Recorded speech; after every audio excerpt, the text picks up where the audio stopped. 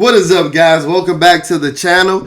And before we get into this video, you already know what I'm going to say. Before I get too deep into this video, I'm going to need you to hit that comment, that like, and that subscribe button because football season is here. And if you don't feel it now, I promise you after this video, you're going to feel like you're in the middle of football season. So you guys need to start getting all of your affairs for the fall in order now. Because on Saturdays and Sundays, we're couch riding. If we're not boots on the ground in Landover at Commanders Field, we're going to be couch riding because that's all we do in the fall because football is king. And yeah, without further ado, let's get into that video. Today is Tuesday, August the 6th, 2024, and the Commanders actually just released their first unofficial depth chart of the 2024 season, and some news came out of Ashburn today. So as I said at the beginning of the episode, if you don't know if you didn't feel that football season is here, the Commanders actually play a preseason game. We're actually going to see some Commanders in an exhibition game on Saturday as they go to face the New York Jets at noon on Saturday. I think it's going to be a hot one. But before then, we actually have a joint practice with the New York Jets in 2 days on Thursday. And we try to go get scrappy with them boys as we see a lot of fisticuffs being thrown in a lot of these different joint practices. But I love joint practices. I think that they're very beneficial. And yeah, without further ado, let's get into this video because we're here for the unofficial depth chart. Because as I mentioned, some news came out of Ashburn today. So let's see if we can fit the entire offense here. Because in his pre-practice press conference, Dan Quinn actually came out and said that Jayden Daniels, our guy, our presumed to be franchise quarterback, our presumed to be franchise savior, will be unofficially named the starter. He will be the first quarterback taking reps in that game on Saturday. So with that being said, he was unveiled as quarterback one on the unofficial depth chart today. And as I mentioned before in my episodes, this was inevitable. This was inevitable. I know we were kind of getting a little worried when we saw when Marcus Mariota was taking some first team reps, and we saw that be consistent for over the first couple of days in training camp. But if you paid attention to the last couple of days, Jayden's been running with the ones in the teams, in the individual sessions, in the 7 on 7 sessions. And I think that they were just really wanting him to feel like he was competing and earning his job. Typical protocol shit that we see in the NFL when you're trying to earn such a prestigious position. It's been said before that the quarterback position in the NFL is the most prestigious or the most important position in all the sports. And we understand why. And the hardest position in all the sports. So you just don't want to hand a guy that opportunity like we've done in the past. And we've been scorned for so long with so many other quarterback experiments and things of that nature. But yeah, Jayden Daniels is officially, well, I know Dan Quinn said unofficially, but I'm going to say unofficially, officially, the new starter or the reclaimed starter for the Washington Commanders. And Dan Quinn said unofficially, officially, but let's be real. He told us his real thoughts in his pre-training camp presser when he was like, we're not fooling anybody, bro. Like we're not about to sit here and act like we don't know what's going on. I think he kind of got lost in his words. You know, he tends to ramble a little bit. You know, he told us that Jayden Daniels was a game changer 3 months before we drafted Jayden Daniels to let us know he was in the mindset of drafting and things of that nature. So I go back to that pre-training camp press conference when he was like, yeah, like Jayden's going to eventually be named the starter, and we see that actually come into fruition today. And I don't see him giving up the realms to that position anytime soon. Is it 15 years? Is it 20 years the rate that these quarterbacks are going in the modern era of football? If he can protect himself, I think that Jayden Daniels can play for quite a long time. So this can go down as a monumental day in Washington Commanders history. To round out the rest of the quarterback room, we got Marcus Mariota as the second string, Jeff Driscoll as our third string, and the team's heartthrob Sam Hartman as the fourth string quarterback. I made a tweet yesterday where I said that predicting, and you know, if you haven't checked out our pre-training camp 53-man roster projection, go ahead and check that out now. But over the course of the last couple of weeks, I found that This roster, like this final 53, has been harder to project than any other year that I can remember. And guess what? That's what competition on the back half of the roster does. In years in the past, we've had so many people who have been guaranteed positions. We have so many people that didn't even look like they belonged in the NFL get locked into the back half of the roster when they should have been fighting for their career and things of that nature. That's how you become complacent, and that's how you become a losing football team, and that's how you create a losing culture that we've been so accustomed to over the course of the last 25 years, right? So just to see that there's new blood, new passion being infiltrated in Ashburn, in Washington, I'm super excited about that because it shows that, like, Dan Quinn and Adam Peters' words aren't just fluff. Like, they mean it when they preach competition.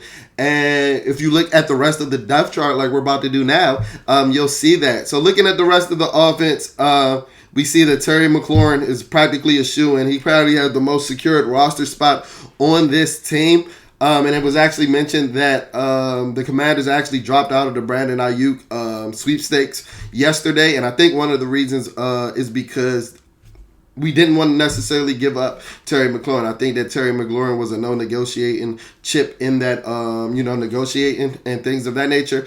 And yeah, I wouldn't have done that either because giving up a guy like Terry McLaurin would have changed the dynamic and turned the tide on the dynamic of this team quick, fast, and in a hurry. And we see Terry McLaurin's backup is De'Ami Brown, with Bryson Tremaine rounding out at the third string, and Davion Davis. Not too much, not too many impressions. If you guys didn't see our stock up, stock down episode that we posted a couple of days ago, go ahead and check that out. But when we touched on Luke McCaffrey, we mentioned that De'Ami Brown was getting a lot of snaps with the ones and twos when we were out there boots on the ground in Ashburn earlier last week. And he was getting a lot of reps. And, Dan Quinn has mentioned him multiple times in his pre-practice press conferences in previous days before camp. So De'Ami seems to be a guy that's standing out to this new regime. And as I mentioned in my pre-training camp presser, I think that De'Ami, had a pretty secure chance to make this roster. I know everybody was skeptical when they saw Mikey Sanderson start rocking the 2 and things of that nature. Like, oh, is he taking De'Ami's number? But I think one of the reasons that we didn't do as much in the free agency with the wide receiver position being concerned is that I think that Adam Peters, I think that he honestly might have liked De'Ami coming out of the draft. This is a guy that was just drafted 3 years ago, and I'm pretty sure that Adam Peters did his groundwork in that pre-draft process on De'Ami Brown. So he just wanted to give him a shot with this new regime. And outside of the Jayden Daniels news, this is probably the most exciting news that I got out of this entire depth chart.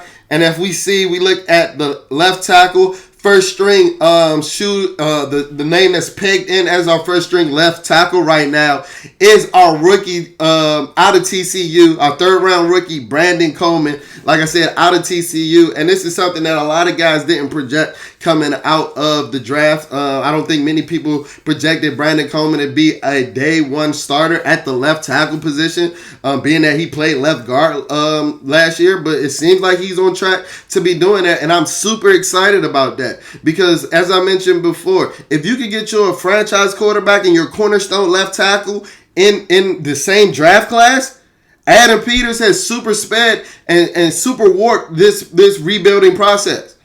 This is the type of draft when you get Jonathan Ogden and Ray Lewis like the Ravens did in 1996 to invigorate that culture, to create that winning culture, and to set a championship standard that the Ravens still uphold now 30 years later. And I don't want to use too many hyperboles, but you have that type of potential when you draft your cornerstone left tackle and your franchise quarterback in the same draft. Because they grow together, they're listening to the same words from day one to the day that they leave, and they're able to preach the same things. They're able to preach the same things no matter what the regime that comes in. But hopefully we have a successful, sustained regime where they're preaching to these guys the same thing, that later in years down the line when we're not looking at these guys as rookie and young players anymore, but when they evolve to veterans, they're able to preach that to the new guys. And that's how that consistent culture stays, and that's how you become a championship contender for years in and years out. So I'm sorry for talking so excited with so much passion, but I'm super excited to see that Brandon Coleman is the left tackle one. Some news came out today that he actually didn't practice today. He was out there with his helmet off, and I was actually pretty bummed out about that. I don't know why. Do I have a mad crush on Brandon Coleman? Like that kind of dampened my day, to be completely honest. Like that hurt me because now I don't know if he's going to be out there in the joint practice against the Jets. I don't know if he's going to play in the game on Saturday, but I need him to. I need him to at this point. Brandon, I need you. If you don't hear me, I need you. I need you out there securing my man Big Body Daniels.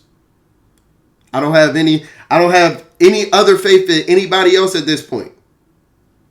Because to see that you came in and took these dudes' jobs shows that they was willing to give it up.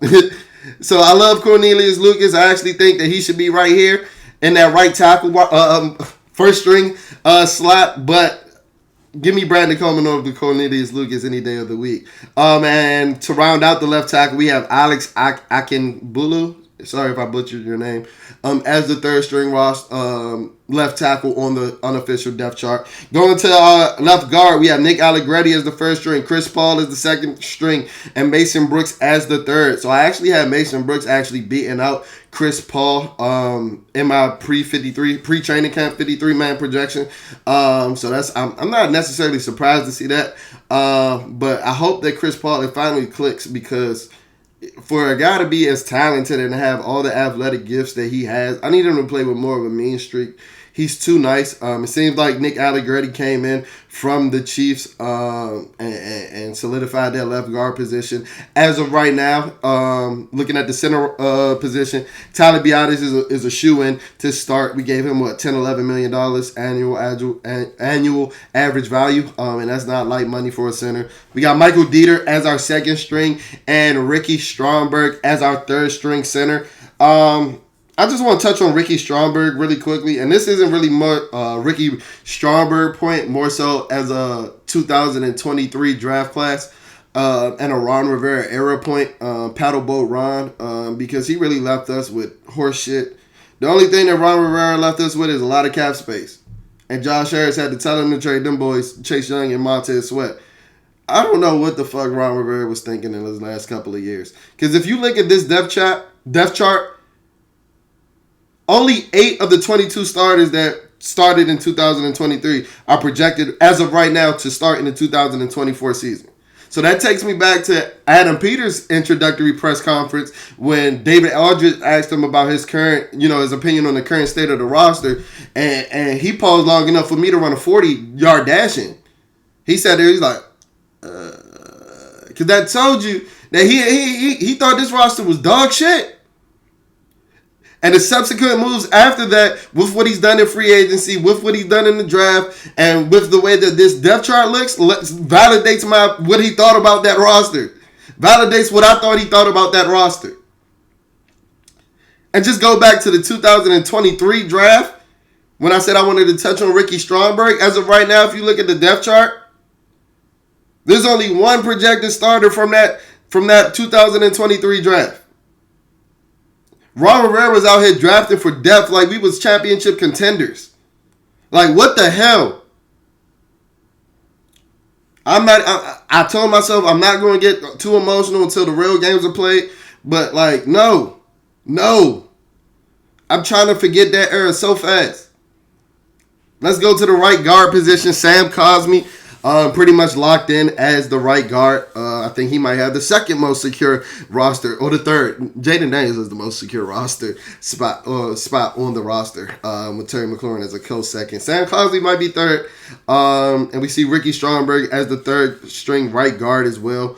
Right tackle, we still got Andrew Wiley as our starting right tackle on the first depth chart, even though he hasn't practiced in about 3 weeks. I don't know what the fuck is going on there.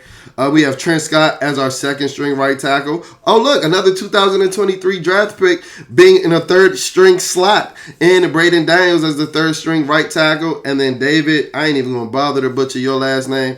And it looked like you're not about to make the team, so I'm not even going to waste my time on it as the fourth string right tackle.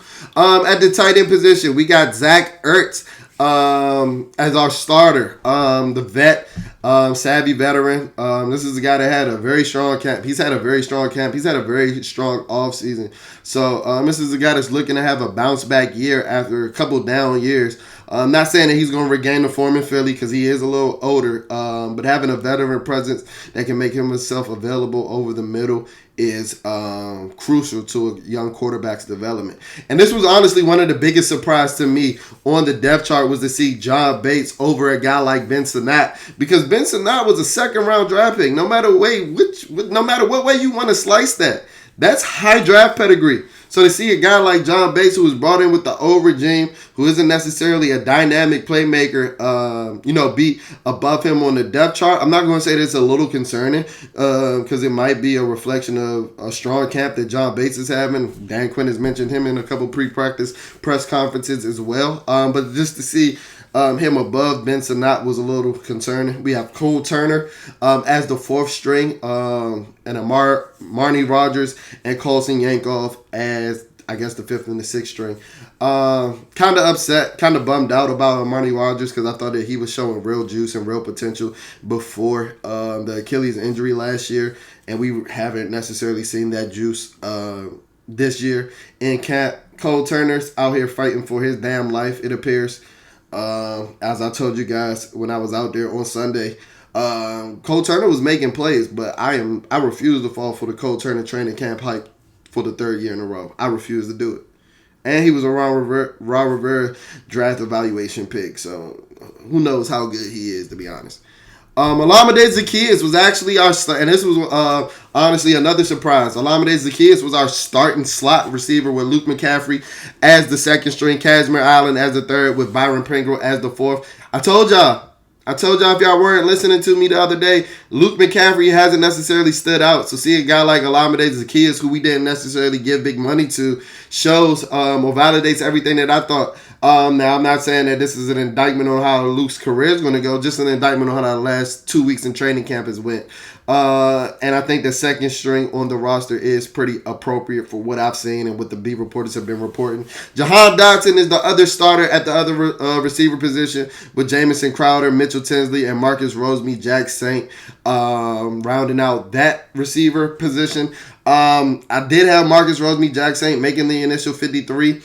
Not so sure about that. I'm pretty sure I'm going to be wrong about that one, especially with the emergence of Bryson Tremaine over the course of camp. Every time you look up, you see a beat reporter talking about how Bryson Tremaine has beaten a dude out. I don't know why they did it like this, but you got two different running back slots. So the starters in both of those, I don't know if it's third down, pass catching back. I don't know why they did it like that. But Brian Robinson Jr. and Austin Eckler are the starters in both of those, with Jeremy McNichols backing up Austin Eckler and Chris Rodriguez Jr. backing up Brian Robinson. I did have Michael Wiley actually beating out Jeremy McNichols in my pre-training camp. So we might have been a little off this year. And that'll be the first year in a while. But we'll see. We still got a little bit of time. The preseason games got to be played. But yeah, this is what competition is. Because competition gives you a lot of gray area where you can't just be decisive and be like, oh yeah, this guy's beating out this guy. When you have a lot of close competition, a lot of those reps in practice that we don't see become crucial to the evaluation. So let's move on to the defense. We got the defensive end, Cleveland Farrell and Dorrance Armstrong as our starting defensive ends, with Javonte Jean-Baptiste and KJ Henry backing them up. So Javonte Jean-Baptiste is actually over Andre Jones Jr. In one of the defensive end slots. Not sure how I feel about Dorrance Armstrong and Cleveland Farrell at the starting defensive ends. I would love for my starting defensive ends to have a little more pass rush juice than both of those guys do. I know Cleveland Farrell holds up well against the run, but I mean, I just want a little bit more out of my starting defensive ends. I don't know who's going to step up and provide that juice, that pass rushing juice or that pass rushing prowess. But I think that we're going to have a lot of exotic blitzes and a lot of, exotic packages in our scheme to, manufacture our own, pressure without having to rely on simply just pass rushing talent or pass rushing talent coming from our D ends. The Alabama Wall, good old faithful. Death taxes in the Alabama Wall at this point for the Washington Commanders. And that's Deron Payne and John Allen as our starters with John Ridgeway and Jerzon Newton. And my man Fat Phil. My man Fat Fidarian Mathis out there fighting for his fighting for his life, fighting for his roster life. I told y'all a year ago that the clock was ticking on Fidarian Mathis. And just about a year ago, y'all was ready to bring pitchforks to my front porch. And it looks like a year later, a lot of y'all are sharing the same sentiments as me. So sometimes maybe just be quiet, because we know what we talking about over here at Bleeding BNG. Because as I said, I mentioned that a year ago. Fidarian Mathis has made about 2 tackles since then. So it looks like he's fighting for his roster life. F.A. Obata's in parentheses. He's on the PUP list. He hasn't practiced all training camp. And on paper, I like our D tackles. I do. Johnny Newton. I like our rotation of D tackles. I'm a big John Ridgeway guy. I especially love the way that he plays the run. But our defensive ends on paper look a little shaky, if I'm being honest. Our outside linebackers.